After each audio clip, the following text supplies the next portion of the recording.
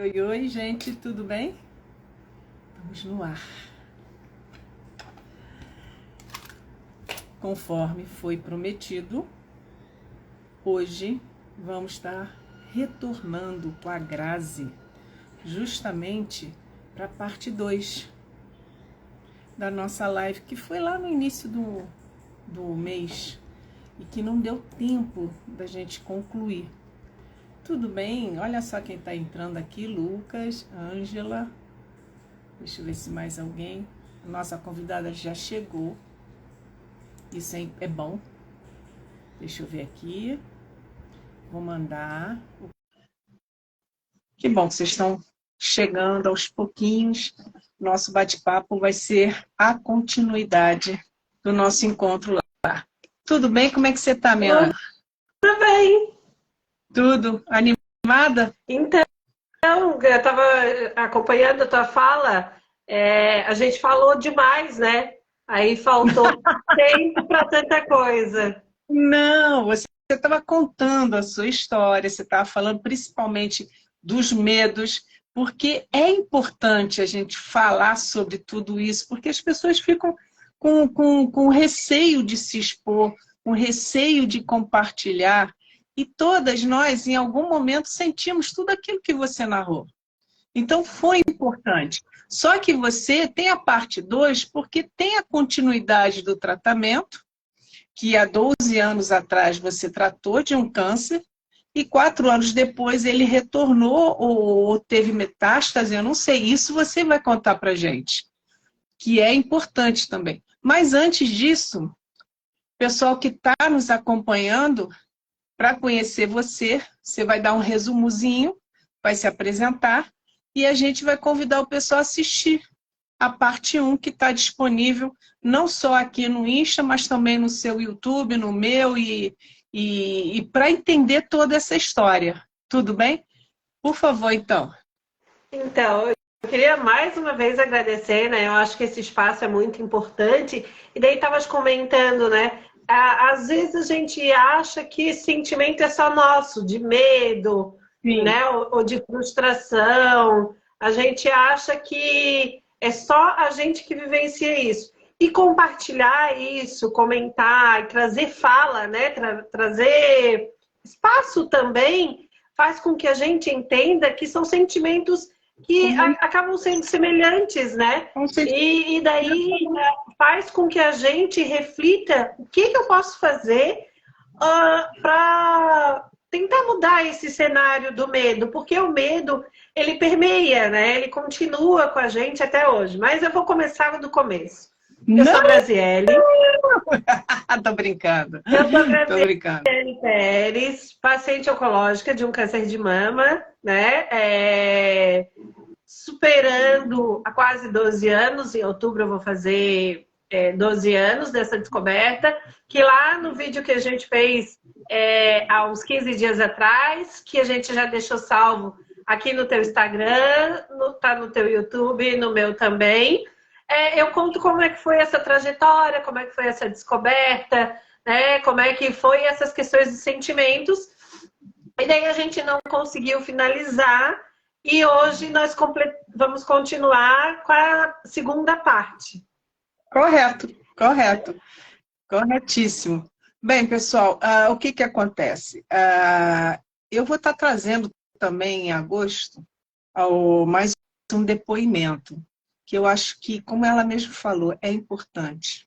É importante não só ouvir os profissionais, mas ouvir a pessoa que já vivenciou, que já passou, que tem a sua história. E a Grazi, ela está fazendo, ela está bem empenhada em levar informações, tanto é que no canal dela no YouTube, eu dei uma passada por lá, ela fala de muitas coisas, ela também faz lives, e isso é importante, para você ver que você não está sozinha.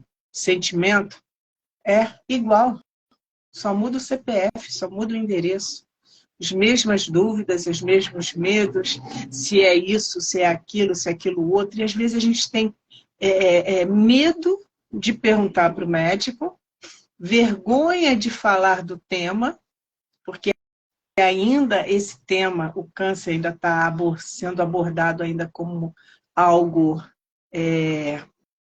não vou dizer pejorativo, mas com muito receio ainda. As pessoas parecem que tratam a gente como se a gente fosse quebrar, partir em fragmentos. Sim, estamos fragmentadas, estamos com a doença, estamos com algum problema, sim, estamos fragilizadas, não fragmentadas. Essa é a diferença. E na hora do abraço, é o que importa. Você se sentir querida, se sentir amada, sentir o apoio. E olha, você não está sozinha. Pertencida. Então, essa é a mensagem principal que a gente tem que passar para as pessoas. Por quê? No meu caso, eu não tinha ninguém da família. Eu fui a primeira, que eu saiba. Então, isso pode acontecer com qualquer um, a qualquer momento. Independente de ter uma faixa de 40 anos, você fez agora 44, não foi? 45. 45. Você fez aniversário recentemente. Quer dizer, olha, 12 anos atrás você tinha 33, quando eu descobri. Pois é. Pois é. E hoje nós estamos cada vez mais jovens, né? Descobrindo o diagnóstico. Lá naquele momento, há quase 12 anos atrás, era na faixa de 60, 50, 40 era uma coisa muito nova, né? Era aleatoriamente algumas mulheres nessa faixa de 40 anos. Então eu com 33 já foi assim, quase uma raridade, né? E hoje, no cenário que a gente vive, no mundo que a gente está navegando, cada vez mais jovens estão descobrindo o diagnóstico mais cedo, né? Temos muitas aí, a gente pode levantar várias meninas na faixa de 30 anos, algumas na faixa de 25. Então, o que se fazer, né? Porque ali, na época, com 60 anos, eu lembro que a gente ficava naquela, 60 anos a gente já viveu uma boa parte, né? O diagnóstico, bom, eu já vivi 60 anos de lucro, né? Acho que tinha muito esse pensamento. E hoje não, hoje a gente chega na idade de 80 anos com tranquilidade, né? Com 70 anos a gente está super ativo, super jovem. Né? Temos uma vida... E não se falava. Temos uma vida toda pela frente. Então, assim, descobrir aos 30, 40 anos, o que a gente vai fazer ainda nesses 40 anos, né? Pela frente, será que vamos chegar a mais 40 anos? Como é que funciona, né? Eu lembro, assim, até a gente falou sobre isso, que lá naquela época, a gente pensava muito em morrer, como a gente ainda pensa hoje, né? Mas a gente ouve mais nas televisões, nas mídias, que há possibilidade. Naquela época se falava quase nada. Você me fez lembrar de uma... Eu era criança, eu devia ter 8, 9 anos, ainda brincava de panelinha, aquela coisa toda, e minha mãe tinha uma conhecida que morava na rua, na mesma rua que a gente, que hoje eu entendo que ela teve um câncer de mama.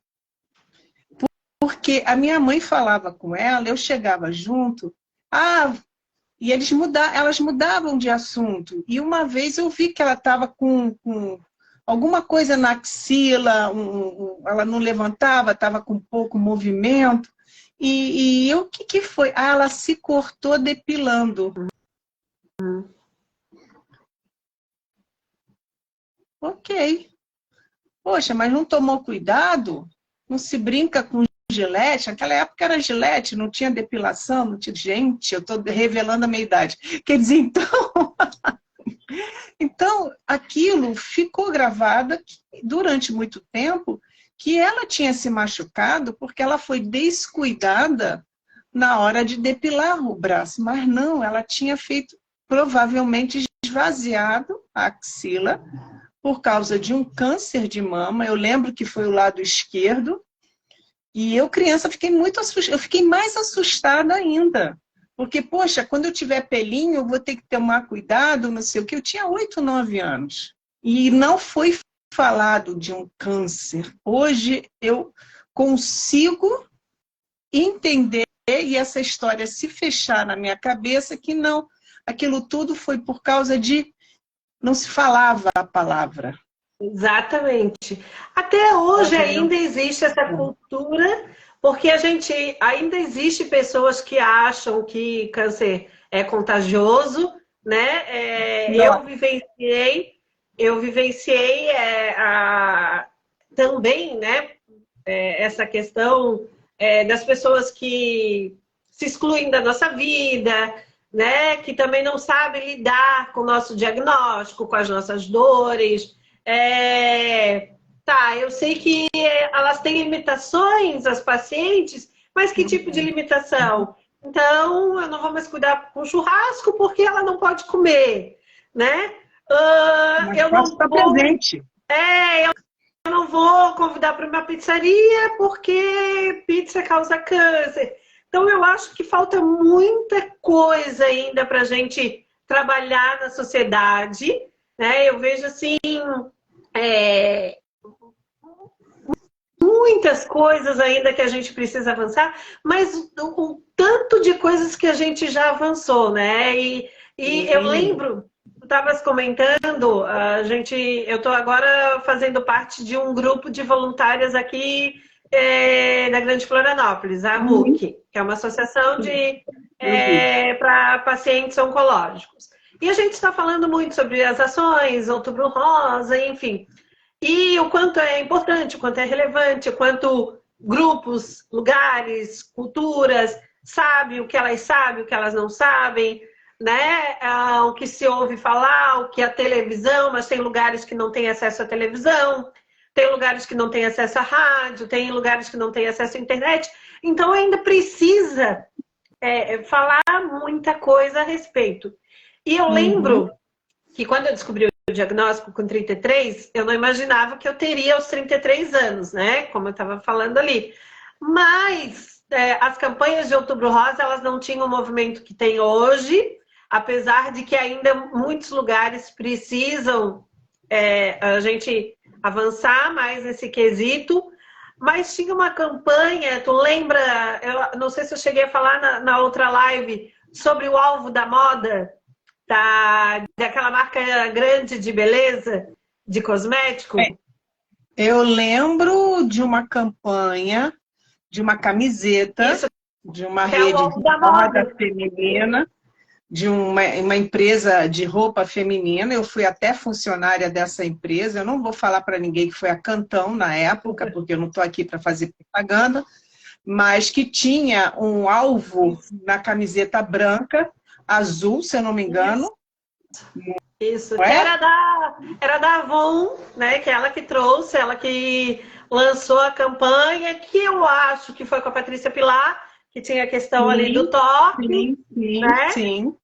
E porque assim, eu lembro vagamente em flashes, né? E teve essa também que a empresa que eu trabalhei comprou a ideia e ela vendia essas camisetas também para serem doadas para campanhas. E o que acontece hoje? Hoje, a situação, falar de câncer já é difícil. Falar de câncer com metástase é diagnóstico pior ainda para as pessoas que não conhecem. Só que você está lutando com isso há 8 anos. Isso. E você me falou que a situação está estabilizada. Então, essa é a nossa história de hoje. Para o pessoal que está nos acompanhando, que tem câncer que volta, num período de 2, 3. Tem câncer que aparece em outro lugar, é um outro câncer. E tem câncer realmente que é curado e que não volta nunca mais. São várias situações, porque o nosso corpo agora é um terreno fértil. E aí, a gente precisa conversar com o profissional para fazer algumas mudanças no nosso estilo de vida. Nós é que temos que parar de fazer algumas coisas para não dar ferramenta para esse câncer retornar. Mas vamos começar a falar sobre a sua situação atual e a gente vai seguindo em frente. Senão, daqui a pouco a gente faz a parte 3. Vai virar novela. É que a gente tem bastante assunto, né? Então, mas é importante. É importante. Falar sobre metástase, né? Voltando à história do que eu estava falando e da falta de informação e sobre as questões das campanhas, o quanto isso é importante. Eu acho que tudo tem a ver e se linkam com o que a gente vai falar agora. Uma das coisas que é muito importante, além de saber o que é o câncer, né?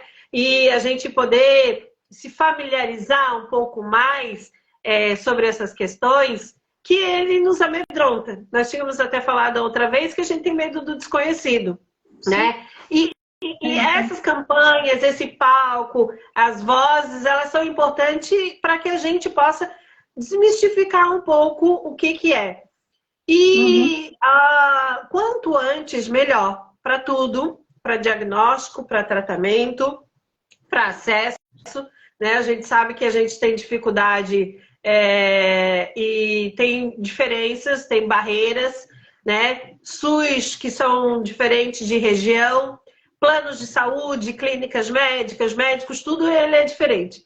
E o câncer, ele também é diferente, ele é multifatorial. O que aconteceu comigo não necessariamente vai acontecer contigo, né? O tratamento que eu tenho disponível, nem sempre tu vai ter disponível, mas a gente precisa entender que quanto mais rápido e mais fácil a gente lidar com as... não é mais fácil lidar, mas quando a gente consegue entender que a gente precisa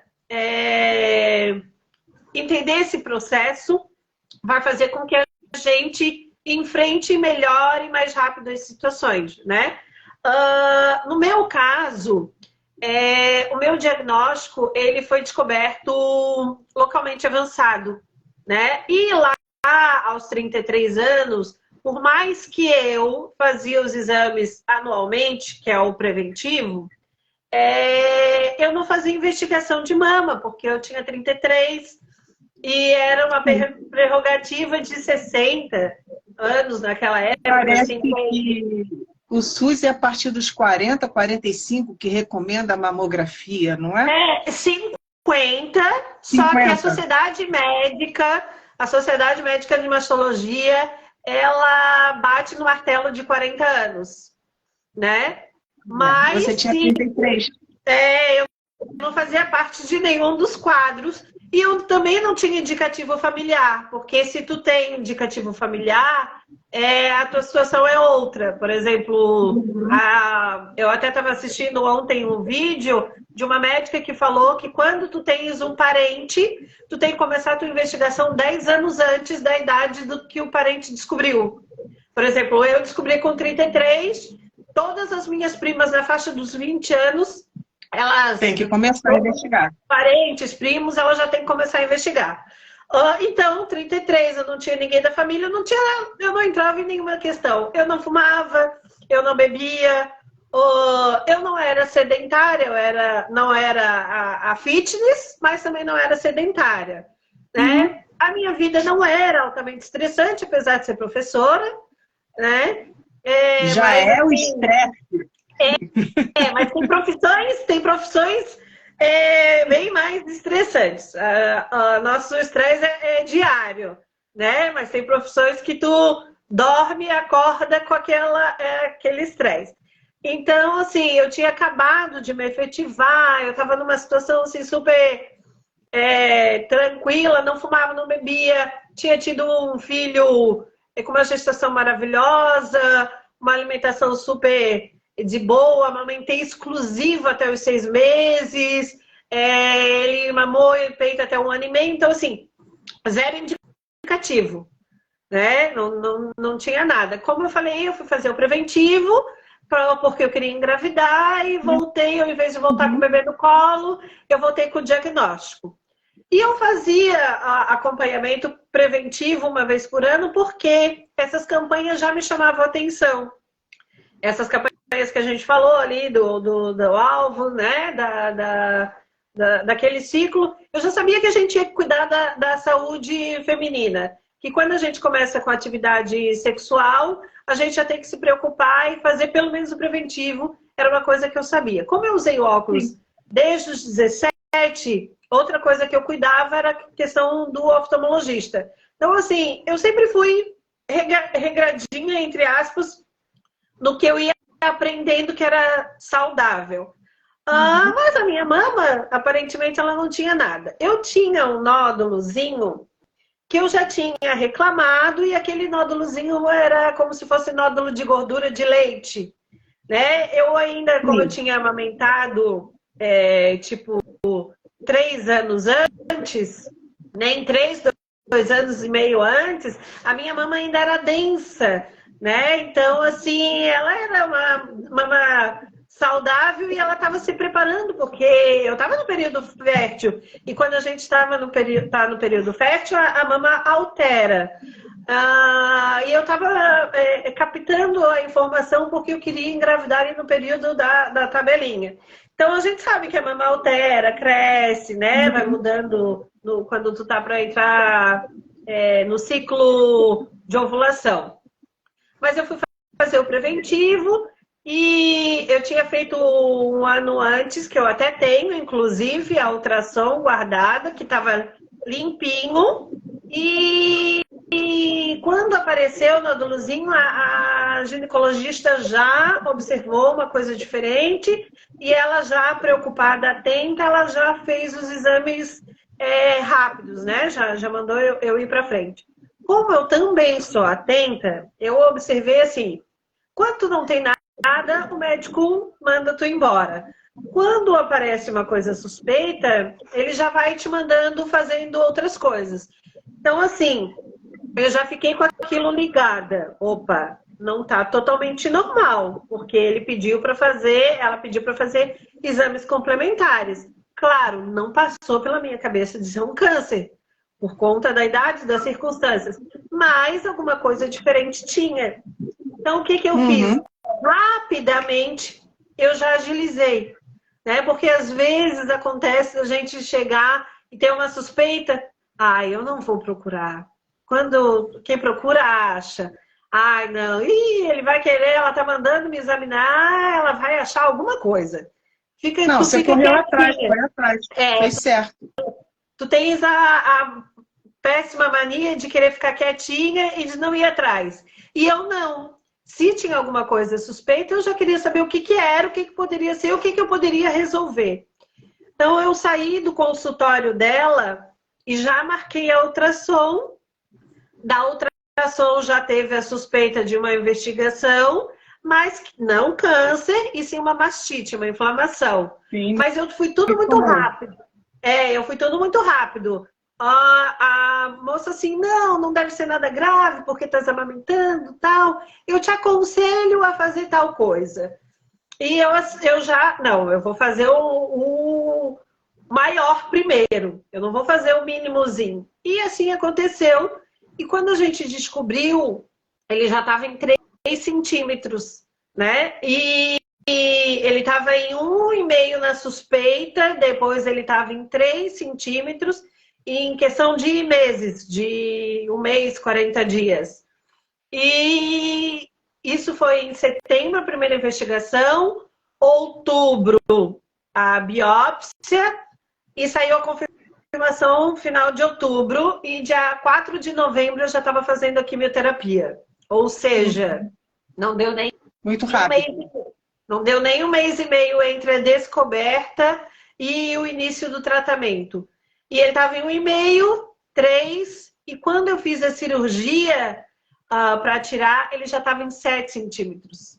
Então, ele era de crescimento rápido, ele era hormonal, e ele já tinha na biópsia, ele já tinha os linfonódulos com metástase, já. Então, ali já sabia que ele era agressivo, de crescimento muito rápido, porque em 1 mês ele estava 1,5, em alguns dias ele já estava em 3, quando eu fiz a cirurgia já estava em 7, e já estava com metástase local, né? Então, quando eu fiz a cirurgia, que eu peguei a biópsia, ele era de uma proporção bem grande. Ele já estava com 7 centímetros, a minha mama era pequena, ele já tinha pego praticamente toda a região da mama, pele, invadido bem essa região axilar, bastante metástase nos linfonódulos, porque a maioria das pessoas tira o linfonódulo sentinela ou já encontra metástase em 1, 2, 2 linfonódulos, e o meu não. Quando eu fiz a cirurgia, já estava praticamente assim, bem avançado, bem tomado mesmo. Então, lá naqueles exames iniciais, eu já estava esperando um resultado não positivo. Por isso que eu te falei que eu já tinha certeza de que eu ia morrer, porque pelas leituras que eu tinha no Google, eu tinha sobrevida de 6 meses, né? Uhum. Pela extensão mesmo, e como ele já tinha expandido naquela região.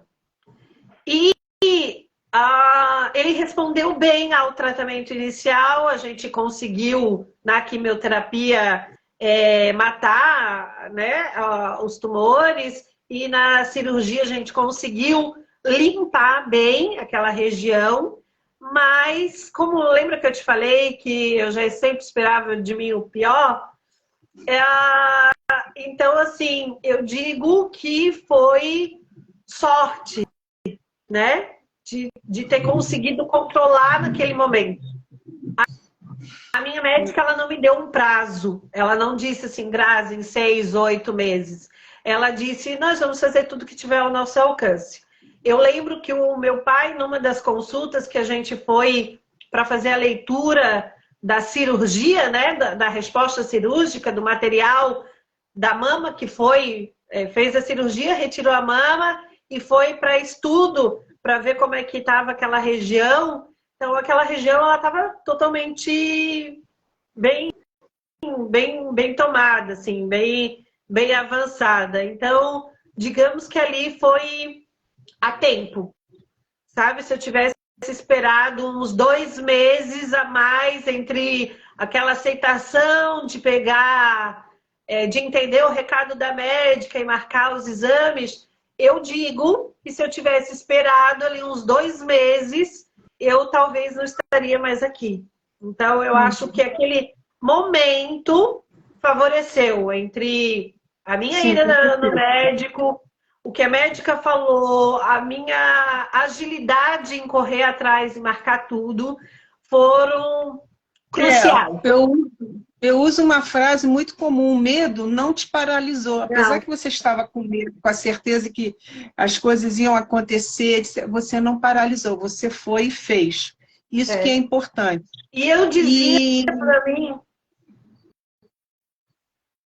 Oi. Eu dizia para mim assim, eu não pedi cura e milagre em nenhum dos momentos.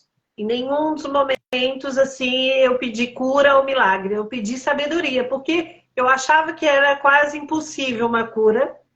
E milagre, né, para mim, eu não era merecedora de pedir esse tipo de situação. O que eu pensei?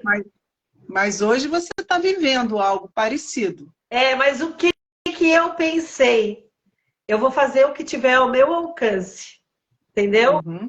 Eu não queria um milagre, porque eu não era merecedora de um milagre. Eu tenho uma dificuldade de entender sobre isso.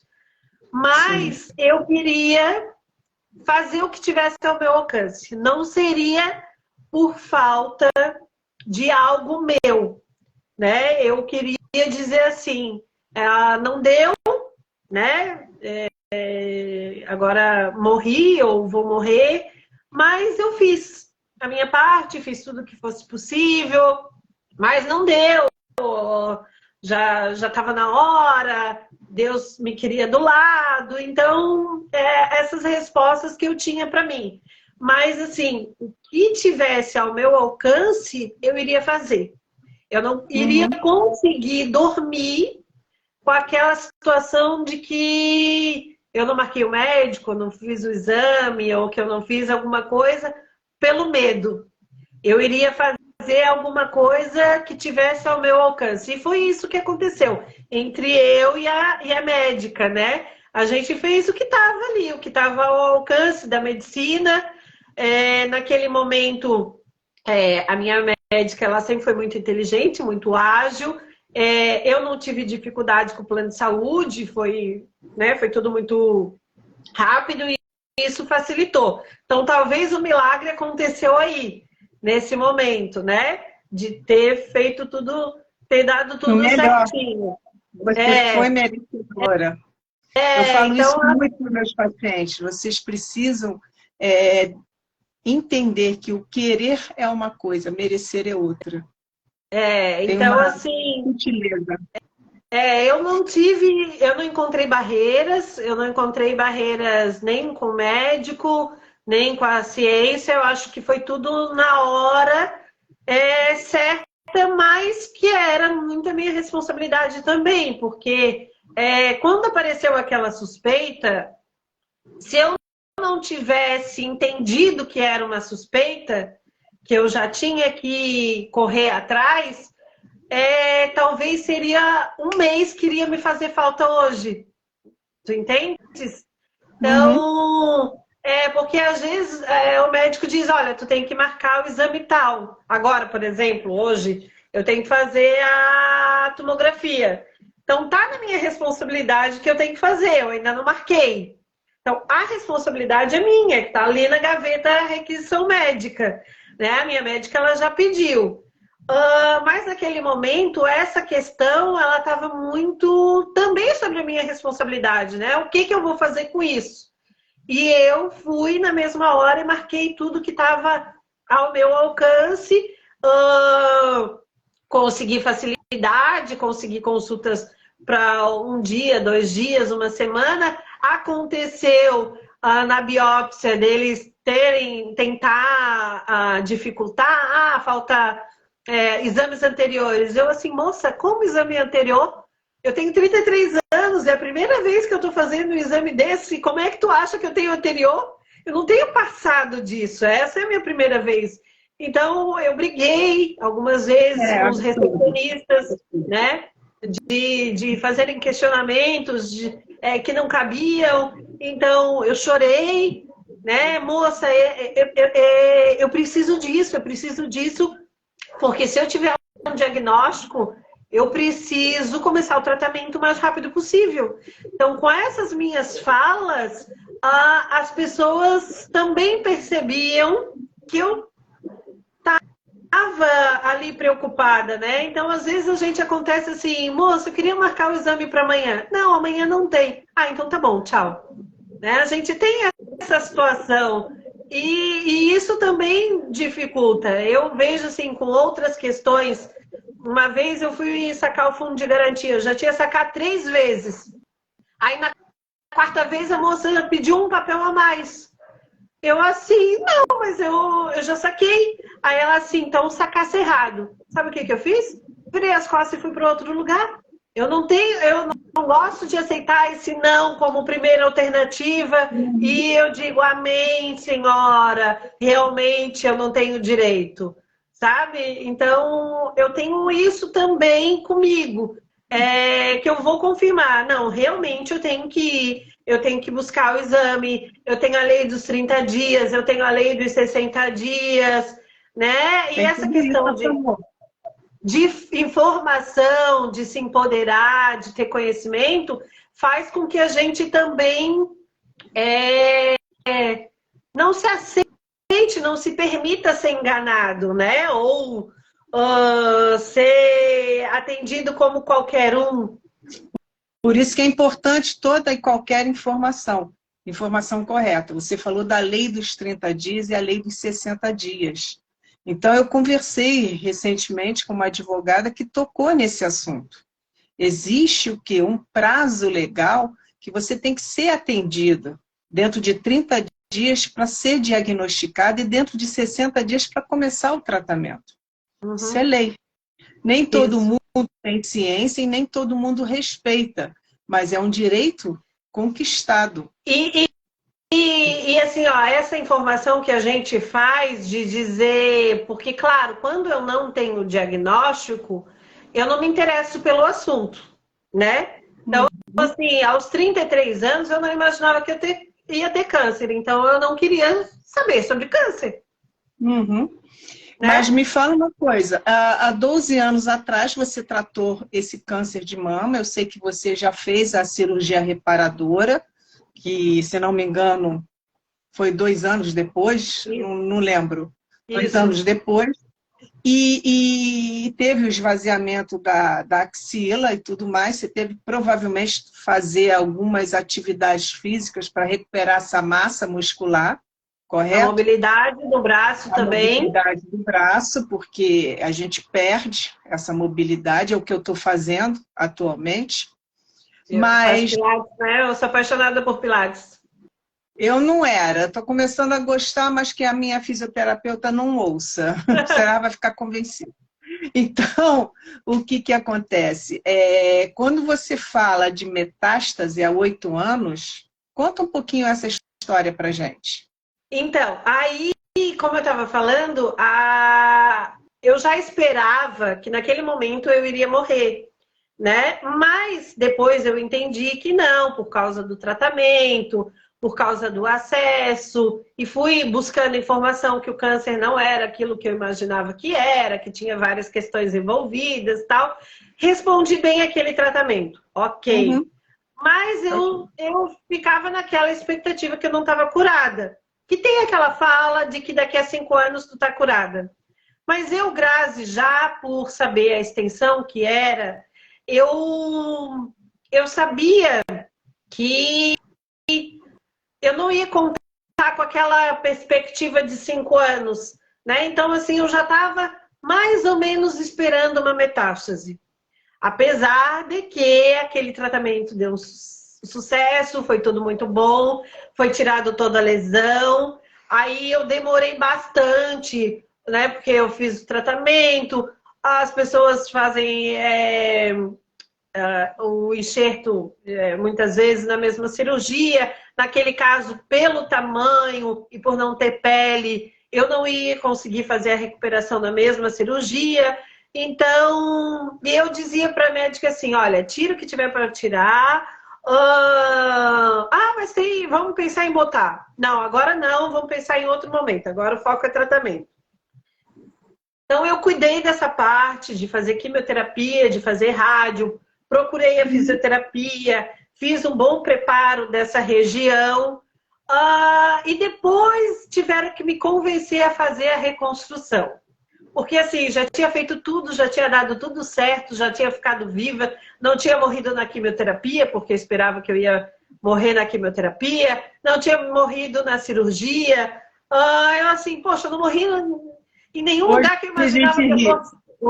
Hoje a gente ri de tudo isso, né? E o principal, a gente não lembra da dor, da situação, de tudo aquilo que a gente passou com tanta intensidade quando a gente passa. Hoje a gente consegue rir, sorrir. Porque assim, ó, naquele momento eu achava que eu ia morrer. Aí eu fui dar aula e fui fazer um preventivo. Voltei com um diagnóstico. Aí eu assim, eu vou morrer, câncer morre. Mas eu tava bem, eu tava viva, eu tava radiante. Como é que eu tenho um câncer? Como é que eu tô com um câncer de 7 centímetros? Tem alguma coisa me comendo invisível e eu não tô vendo. Aí eu assim, mas como é que eu vou morrer? Como é que morre com câncer se eu tava bem? Porque eu não sabia nada que funcionava. Aí eu assim, então vou morrer na quimioterapia. Não morri na quimioterapia. Fiz a quimioterapia, claro, é horrível. A gente morre só de vomitar, a gente morre só de passar mal. A gente morre de tão ruim que é. Mas não a morte morrida. É a morte da dor. Né? A morte, a morte da cura. É da cura. Aquilo tudo a gente estava passando porque os nossos glóbulos vermelhos e brancos estavam brigando, e nós somos humanos, e nós estávamos lutando pela vida. E olha aí, estamos aqui.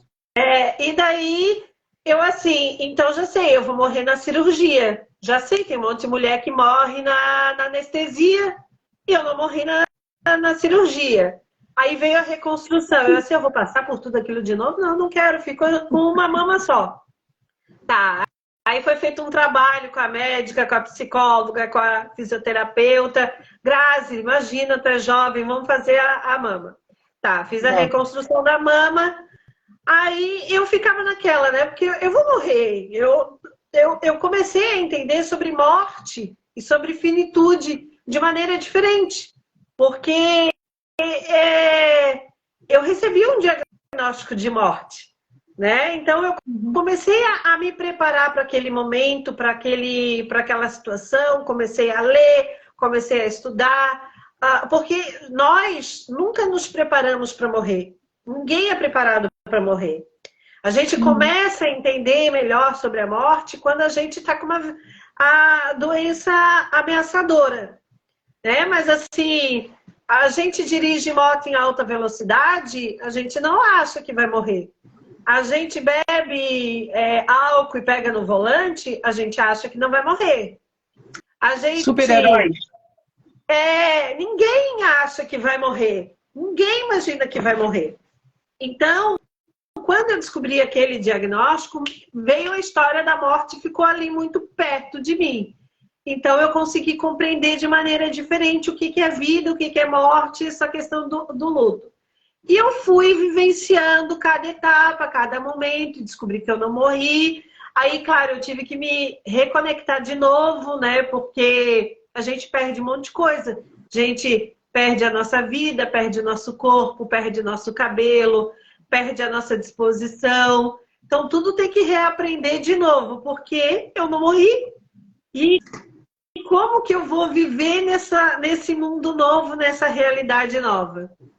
E fazia os exames a cada 6 meses com a sensação de que a doença poderia voltar.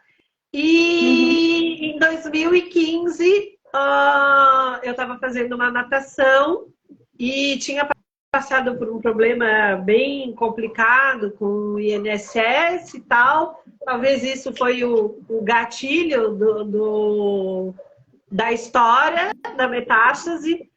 Então, na natação, eu estava nadando para voltar para voltar a ter essa vida saudável. Meu filho estava na natação, que ele era pequeno, a gente botou uma piscina, então tinha medo, né, que acontecesse alguma coisa, eu botei ele na aula de natação. Aí, para eu não ficar ociosa, fiz a natação junto com ele.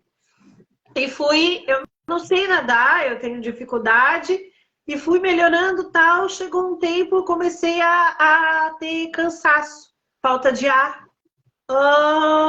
e muito sono. Aí as pessoas diziam assim, Grazi, é falta de prática, né? Tu estás muito parada, sedentária. Eu assim, não, faz mais de um mês. Eu estava evoluindo, então não é possível tu estabilizar e piorar. Tu tem que melhorar, né? E eu começava a não alcançar mais o final da piscina, eu parava no meio e chegava à tarde, assim, um sono, um cansaço, parecia que eu tinha feito faxina no corpo o dia todo, e eu de novo ligou aquele botão de alerta. Aí eu fui fazer os exames, estava na época ali da HN1, né? O 31 fica por minha conta. Aí podia ser uma tossezinha, uma gripe incubada, porque eu estava tendo falta de ar, estava tendo tosse, mas não tinha bronquite, eu não tinha pneumonia, né? Eu não tive febre. Então eu já tive bronquite na adolescência, podia ser essa gripe e tal. Eu fui no médico, no pronto-socorro. Aí no pronto-socorro eu falei pro doutor, né, o que estava acontecendo. Eu tinha 37 anos, então eu falei que eu já tive câncer e já tinha feito tratamento, claro, já estava com o cabelo grande E eu falei para ele se não podia ser metástase. Ele riu da minha cara. Ele assim, não, claro que não. Aí eu expliquei quais eram os sintomas que eu estava sentindo. Aí ele fez a escuta do meu pulmão estava limpinho. Mas eu insisti com ele. Eu assim, doutor, não é possível. Tem alguma coisa errada. Aí, de tanto eu insistir, como eu era chata, né? Ele assim, tá, então vamos fazer um raio-x. Mas ele não era meu médico de acompanhante, ele era só um médico plantonista de um pronto-socorro. Eu acordava de vez em quando com tosse e me doía o pulmão atrás, né? Mas eram os sintomas que eu também tive na adolescência de bronquite, pneumonia. Só que eu não tive febre. Quando tu estás resfriado ou coisa assim, se tu tem febre, tu te preocupas. Como eu não tive febre, eu fui só observando a evolução da tosse e desse meu cansaço. Aí eu insisti para ele fez um raio-x. No raio-x, ele viu que o meu pulmão estava todo branquinho. Aí ele assim, estranho, porque na escuta não parece que está assim tão branco. Vou te receitar um antibiótico. Tomei um antibiótico bem forte e tomei certinho, assim, sabe? Eu sempre fui muito chata. Então, eu não queria dizer assim, não passou a tosse porque tu tomou o remédio errado, ou não passou a tosse porque tu só... Não te correu, na época, que poderia ser alguma coisa correlacionada ao câncer e procurar o seu oncologista direto? Não, na época, eu estava naquele exame de 6 meses, né? Então, eu passei direto para o pronto-socorro, porque eu achava que era mais ou a pneumonia ou a HN1, que a HN1 naquela época, ela era muito similar ao Covid.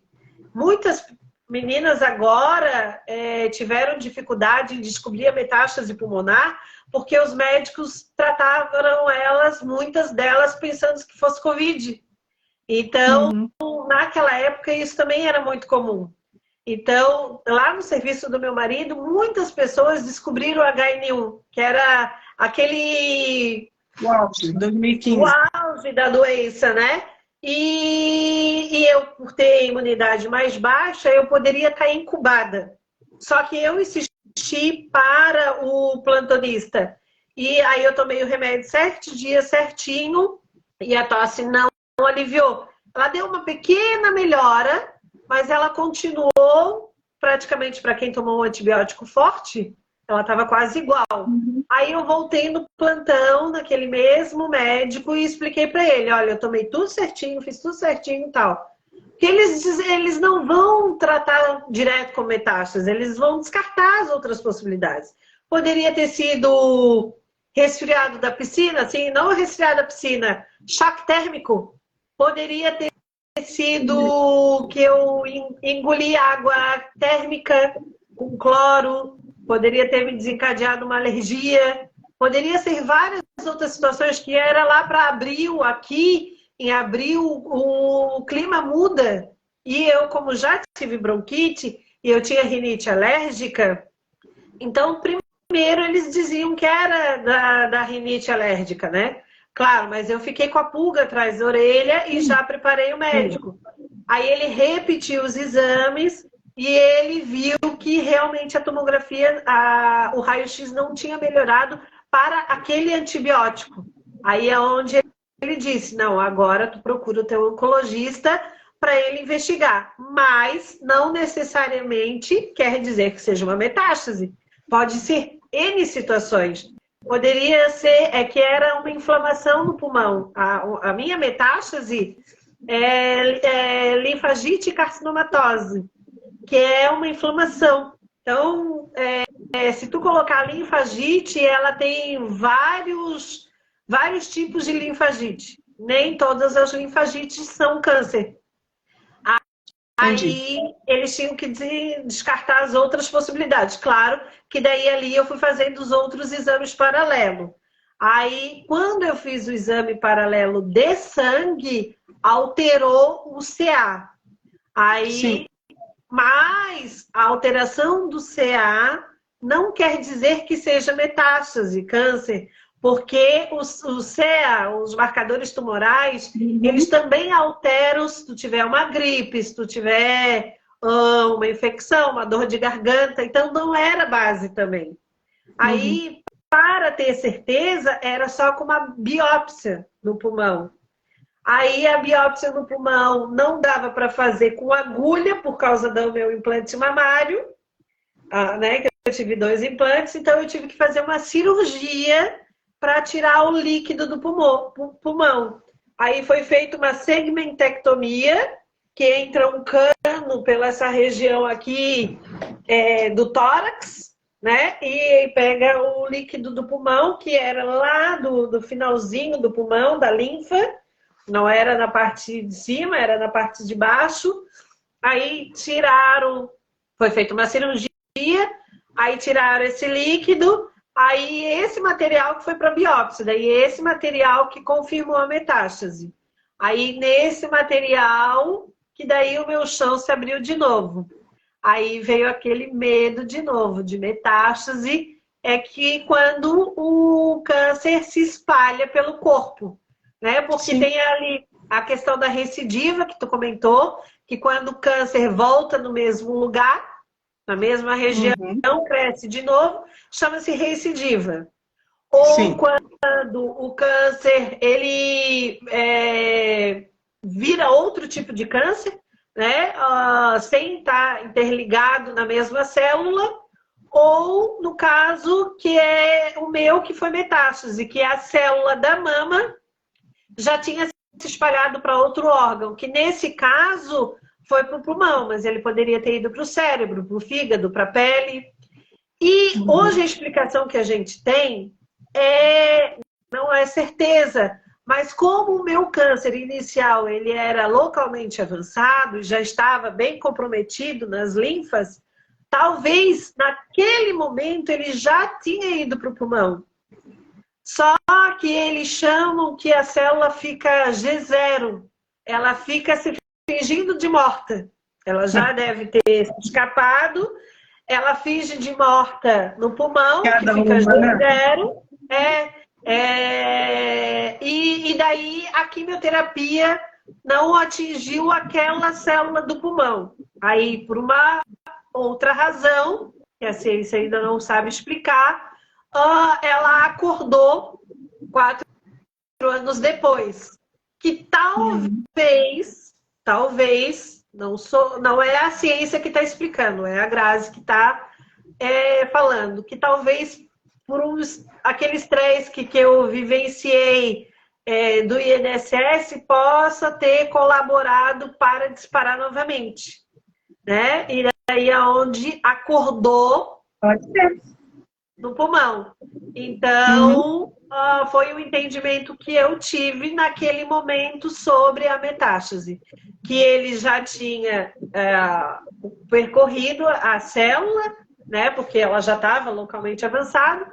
Então, assim, quando eu descobri a metástase, eu já tinha aquela situação que eu ia morrer no primeiro diagnóstico. Então, quando eu descobri a metástase, assim, então não foi naquele momento, agora eu vou morrer nesse. Então é agora.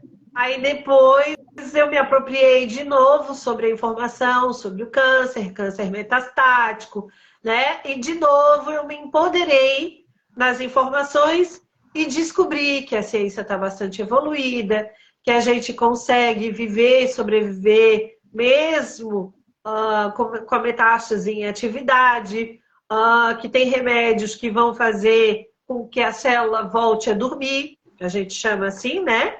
Que as células voltem a adormecer, ou que elas vão ficar ali em atividade e a gente vai ficar trocando de protocolo até ter um protocolo, um medicamento, um grupo de medicamento que consiga fazer com que ela volte a adormecer.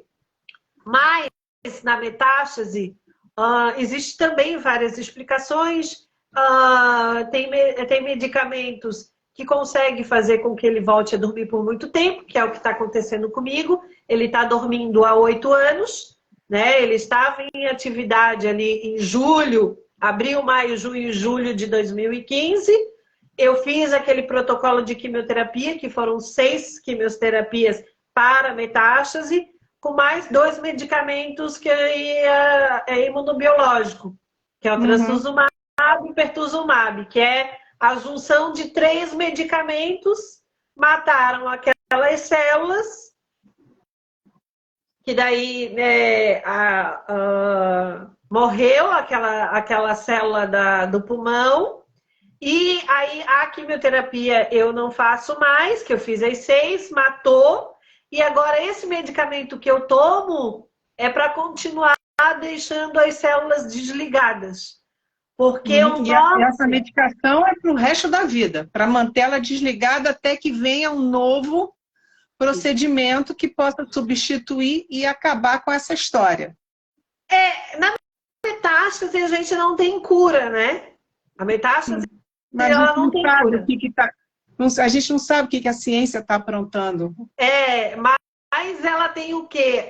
Novas tecnologias de medicamento que fazem com que ela fique desligada por muito tempo. Então, assim, eu estou há 8 anos, mas tem uma menina que eu acompanho que ela está há 7, se não me falha a memória, 1 ano antes de mim. Já teve meninas que usaram o mesmo protocolo, que durou 2 meses, 1 ano, 2 anos, e daí troca de protocolo de novo. Então, o que acontece? Hoje, o meu câncer de pulmão está dormindo, a célula está dormindo, mas ela pode acordar de novo, digamos, no cérebro, ou acordar no fígado, ou acordar na pele. Teoricamente... E faz algum acompanhamento para saber, algum exame para saber se ela continua dormindo, se ela está quietinha? Então, para metástase inicial, eu acompanhava a cada 3 meses, né? Para ver se estava respondendo a hora que adormeceu. Quando ela adormeceu, adormeceu, que a gente chama, ela para de ficar em atividade, sabe? Sim. Sabe essa parte, né? Aí ela adormeceu, não ficou em atividade, porque ali naquela região ela era inoperável. Eu não pude tirar um pedaço do pulmão como eu tirei a mama. Então, nem todas as metástases são operáveis e nem todas as metástases são inoperáveis, né? A grande maioria, ela é inoperável. Nesse caso, a própria quimioterapia conseguiu desligar ela bem, né? Mas eu poderia ter tido sequela, porque como foi nessa questão da linfa, eu poderia ter tido dificuldade para respirar. Isso a minha médica ela já tinha me explicado, que eu poderia ficar com sequela. Mas ela desligou, ela dormiu tão bem que eu não tenho sequela. Praticamente, assim, na questão pulmonar, eu sou quase normal, né? Quase normal porque não sou totalmente normal. Eu tenho dificuldade em algumas situações, tipo fazer caminhada, fazer corrida. O meu fluxo do pulmão ele é diferente de uma pessoa que tem um pulmão normal. Então, mas assim, eu era para ter tosse como sequela, eu era para ter mais falta de ar como sequela, mas no meu caso respondeu bem com as 6 doses. E daí eu fiquei tomando esse medicamento. Esse medicamento, eu tô ali nos 126 por aí que eu tomo. Mas tem gente que tomou 80, acordou, aí troca de protocolo, que a gente chama de segunda linha, né? Primeira linha, essas coisas. E no meu caso, eu só tô no primeiro protocolo pós-metástase. Mas eu poderia estar eu poderia já estar trocando. Então, eu sei que o meu pulmão ou a metástase pode acordar. Isso é o quê? Informação, conhecimento, né? Entendimento, que eu busquei pós o diagnóstico. Mas, no meu caso, respondeu bem. Talvez, de novo, pela agilidade do segundo diagnóstico. Por isso essas campanhas são tão importantes, porque o diagnóstico precoce salva vidas. No meu caso, não tive cura, mas eu tive qualidade de vida, né? E eu tive o menos impacto de sequela possível, porque o meu diagnóstico foi rápido, né? Então, assim, digamos que eu levo quase uma vida normal, mas eu sabia, eu já tinha entendimento que eu poderia ter tido sequelas.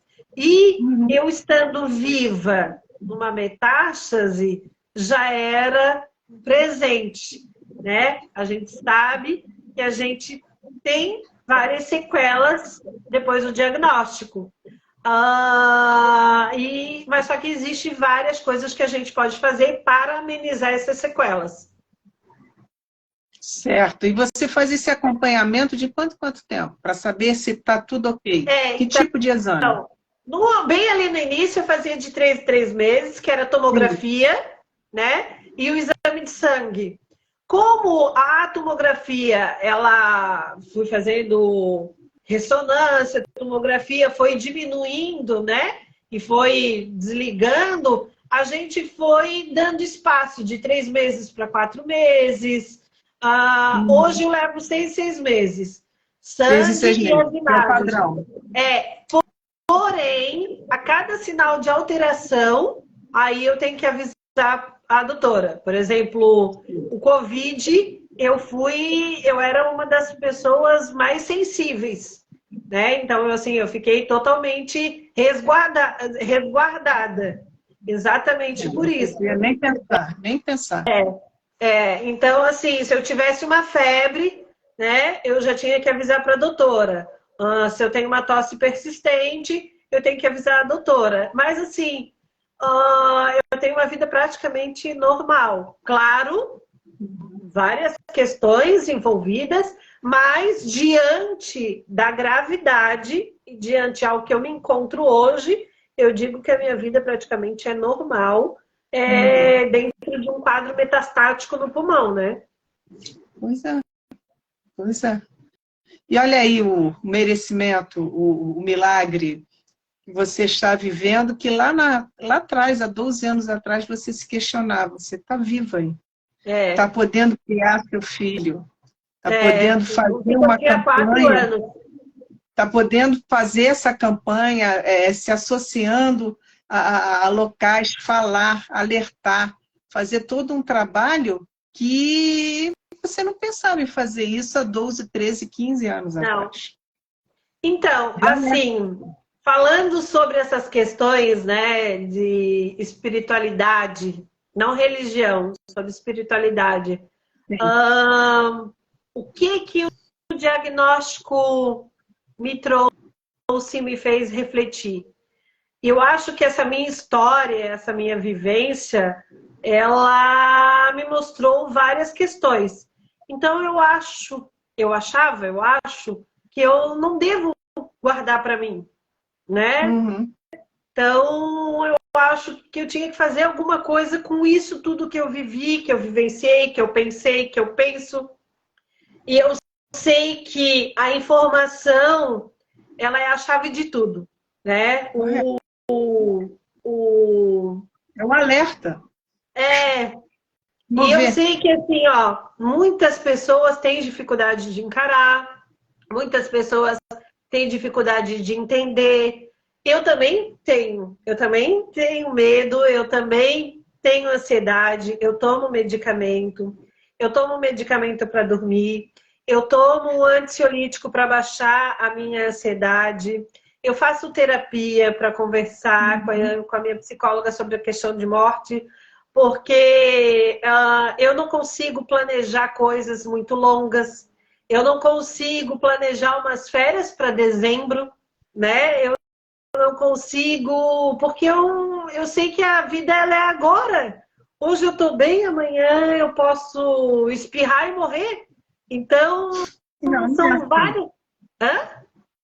Não é bem assim, espirrar e morrer. Calma. Eu É sei um que não é exemplo, bem eu sei. assim. É um exemplo que eu quis dizer, Eu que entendi. a vida ela é muito frágil. Sutil. Uma É, linha. ela é muito frágil e assim, a gente não é para sempre. A gente nem todo mundo vai viver até os 100 anos, né? Tem várias coisas ao nosso mundo, ao nosso redor. E, e, e eu tenho, de vez em quando eu ainda falo para o meu marido, de vez em quando eu ainda acordo com medo, eu ainda acordo ansiosa. Eu não sou assim, paz e amor o tempo todo. Não, pelo contrário. Mas, ao mesmo tempo, eu uso ferramentas a meu favor para trabalhar com essas questões. Né? Eu tenho, além da terapia, além do medicamento, eu tenho a informação, eu tenho a troca com os médicos, a troca com as pessoas, né? O empoderamento, o apoio, a rede de apoio. Aprendi com a minha psicóloga que a vida vai além do diagnóstico, além do tratamento. Então, são Correto. tantas coisas que a gente Correto. precisa reaprender e aprender após o diagnóstico, né? Eu acho que essa questão do medo, ela é para todo mundo. E às vezes as pessoas me perguntam, Grazi, como é que tu faz para não ter medo? E eu digo, mas eu tenho medo. Eu tenho muito medo. Não é? Principalmente perto do exame, dos 6 É, meses, que você vai refazer e tem que esperar o resultado. Isso aí deve abalar um pouquinho, sim. e Normal. eu acho assim, imagina, quando eu descobri, o Vitor tinha 4 anos.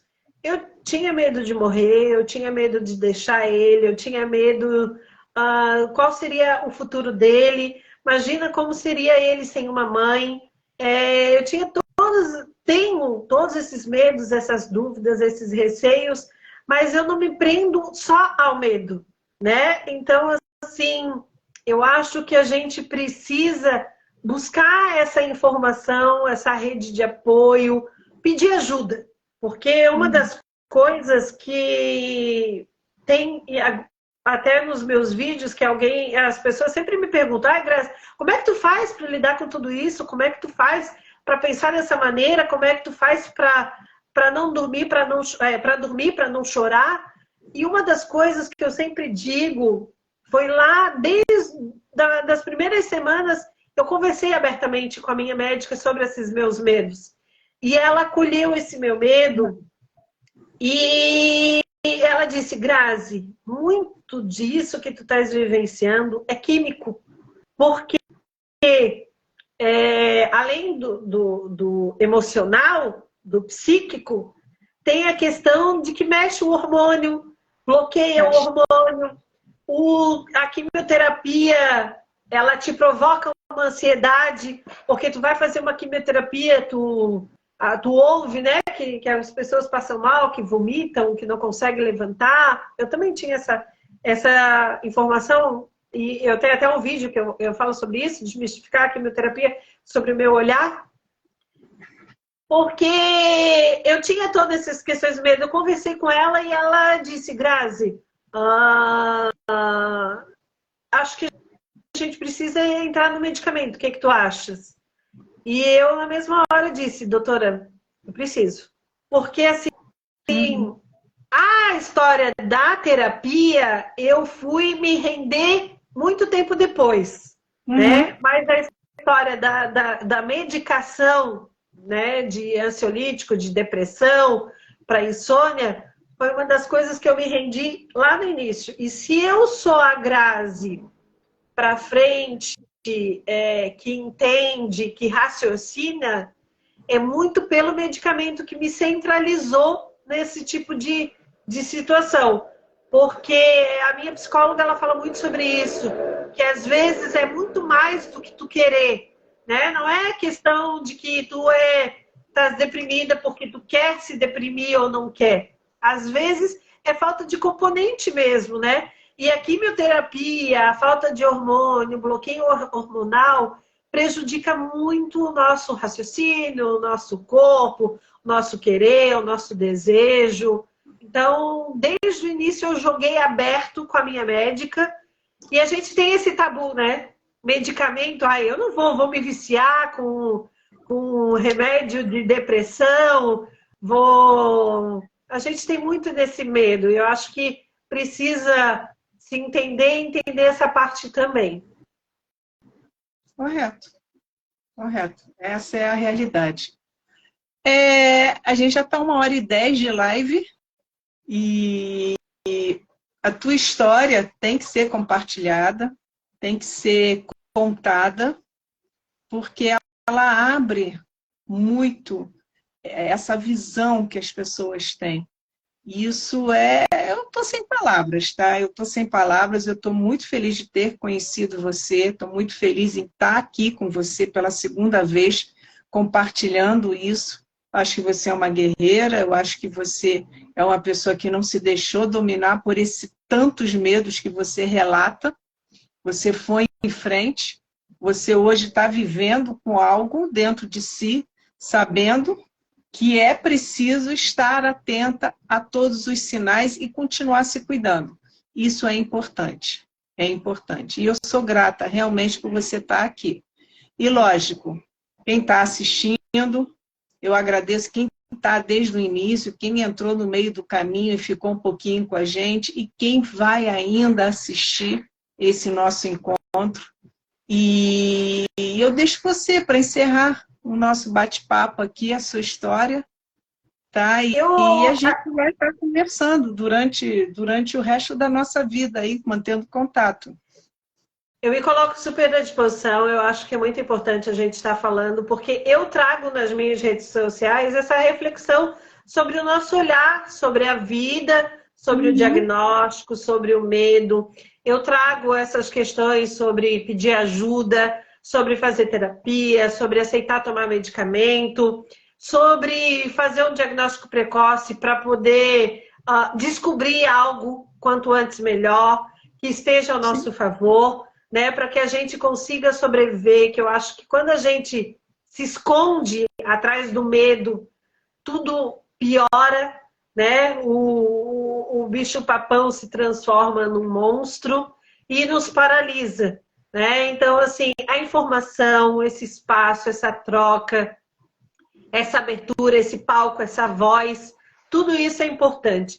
E em algum momento, a gente vai fazer uma mudança no olhar de uma pessoa, já é o suficiente. Então, já assim, é o suficiente. Nesses quase 12 anos, em algum momento eu sempre consigo me aproximar e me conectar com alguma pessoa, né, que faça com que a pessoa se entenda, ou entenda o processo, ou entenda o diagnóstico, ou se empodere e resolva falar, porque quando eu começo a falar, às vezes as pessoas dizem, ai, Grazi, realmente eu acho que faz sentido eu me abrir, né? Eu vou ajudar alguém. Então, assim, às vezes a gente se guarda no nosso mundo, mas ouvir, eu aprendi tanto nesses 12 anos, eu aprendi com tantas pessoas, até essa questão do voluntariado, né? Ela veio do aprender, do querer, do fazer com que a minha história tenha sentido. Então, acho que essa troca entre pessoas é a melhor coisa que a gente pode ter nessa vida. Né? E te agradeço por tu querer compartilhar e também estar usando as tuas páginas, os seus nomes, o teu canal, para compartilhar isso que é muito importante, né? Uhum. E eu agora convido vocês, para quem puder, amanhã às 19 horas, conhecer a Janaína Neves. Ela cuida do pai, que tem Alzheimer, que o meu canal nasceu falando de demência, nasceu falando de Alzheimer. Então, a Janaína Neves, ela é fotógrafa, ela vem compartilhar. Ela não é fotógrafa. A fotógrafa é a outra menina que vem mês que vem. Eu me confundi. A Janaína Neves tem uma história muito linda, tá? Ela cuida do avô, o é do pai. Agora a memória foi embora, estou pagando mico aqui no ar. Vem compartilhar a história dela, uma luta de guarda, que ela quis cuidar do pai, é o pai, E hoje ela está aí, firme e forte. E na quinta-feira eu vou trazer uma pessoa fantástica, Andréia Brígida, para falar endometriose. Eu já fiz vídeo com ela. Pois é, ela é a segunda vez que ela vem conversar. Ela é uma pessoa que luta em divulgar isso, as dores femininas, que às vezes muito, muito mal conhecida, e as pessoas falam, isso não é nada porque não sabe, não sente, tá? Eu já fiz uma live que eu e ela fomos convidadas, e ela traz temática muito importante, porque a gente precisa também dessa informação, desse empoderamento, porque muitas mulheres sofrem com esse diagnóstico sem saber. Achando que aquelas cólicas são normais, e não são, não são. E não é só a cólica, né? Às vezes até a dificuldade de engravidar. Eu tive isso, Também. depois que eu descobri que era endometriose. Também.